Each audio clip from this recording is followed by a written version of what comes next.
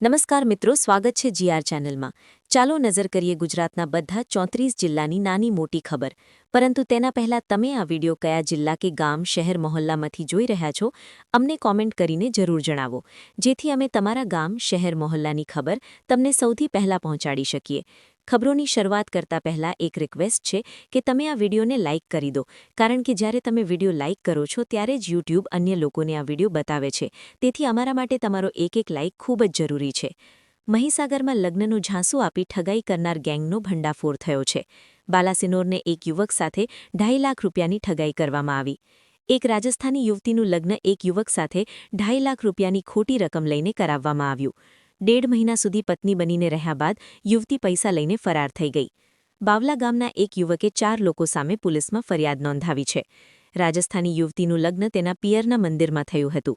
જ્યારે દુલ્હન ઘાટ જવા પછી પરત ના આવી ત્યારે દુલ્હનને અપહરણ કરનારાઓની કહાની સામે આવી. રાજ્યમાં એક વખત ફરી બિનમોસમી વરસાદની શક્યતા છે. હવામાન વિભાગે 7 એપ્રિલે ફરી ભારે વરસાદની આગાહી કરી છે. ઉત્તર ગુજરાતના જિલ્લાઓમાં વરસાદની શક્યતા છે. બનાસકાંઠા, સાબરકાંઠા, અરવલ્લી, મહીસાગર અને પાટણમાં વરસાદ પડી શકે છે. દેવભૂમિ દ્વારકા, જામનગર, રાજકોટ અને દાહોદમાં પણ ભારે વરસાદની શક્યતા છે. પંચમહાલ, મોરબી અને કચ્છમાં પણ બિનમોસમી વરસાદની આગાહી છે. માછીમારોને 6 અને 7 એપ્રિલે દરિયામાં ન જવાની સલાહ આપવામાં આવી છે. સુરત એસઓજીએ એક વધુ નકલી ડોક્ટરનો પર્દાફાશ કર્યો છે. આરોપી મંગરોળના નવપુરા જીઆઈડીસીમાં એક ક્લિનિક ચલાવતો હતો. 12મી કક્ષા સુધી ભણેલા આરોપીએ કોઈ બિગોઈ ડિગ્રી કે મંજૂરી વગર ક્લિનિક ચલાવ્યો હતો.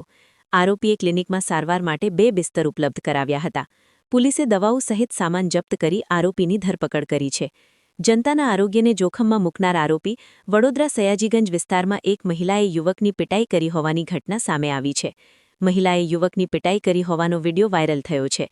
અજાણ્યા કારણોસર મહિલાએ યુવકને મેથી ખવડાવી દીધી. મહિલાએ યુવકને અપશબ્દો કહ્યા બાદ લોકો એકઠા થઈ ગયા. મહિલાએ યુવકને અપશબ્દો કહ્યા અને પૂછ્યું કે તે તેના ઘરે કેમ ફોન કરી રહ્યો છે. એવો પણ આરોપ છે કે યુવક મહિલાને ફોન કરીને હેરાન કરી રહ્યો હતો. લોકોએ મળીને મામલો ઉકેલ્યો. પોલીસે વાયરલ વિડિયોની તપાસ શરૂ કરી છે. જામનગર સ્થિત મરીન ટાસ્ક ફોર્સે પશ્ચિમ એશિયામાં અમેરિકા અને ઈરાન વચ્ચે તણાવપૂર્ણ સ્થિતિને ધ્યાનમાં રાખીને સમુદ્રી સુરક્ષા મજબૂત કરવાની જરૂરિયાત પર ભાર મૂક્યો છે. કોઈપણ આતંકવાદી ઘટનાના બનવાનો તાત્કાલિક સમયે અત્યંત સંવેદનશીલ અને ઉચ્ચ ચેતનાવાળો માનવામાં આવે છે. તેથી આ ખૂબ જ મહત્વપૂર્ણ છે. ઉચ્ચ ચેતના બાદ સામાન્ય સ્થિતિમાં પણ પૂરતી ચેતના જાળવવી વધુ મહત્વપૂર્ણ ગણાય છે. નજીક આવેલા રેસ્ટોરાંમાં બેનરો લગાવવામાં આવ્યા છે. હોટલો અને રેસ્ટોરાંમાં કયા પ્રકારનો પનીર વપરાય છે તે જણાવતા બેનરો પણ લગાવવામાં આવ્યા છે. અનેક રેસ્ટોરાંમાં બેનરો લગાવવામાં આવ્યા છે. ગ્રાહકો પોતાની પસંદનો પનીર પસંદ કરી શકશે.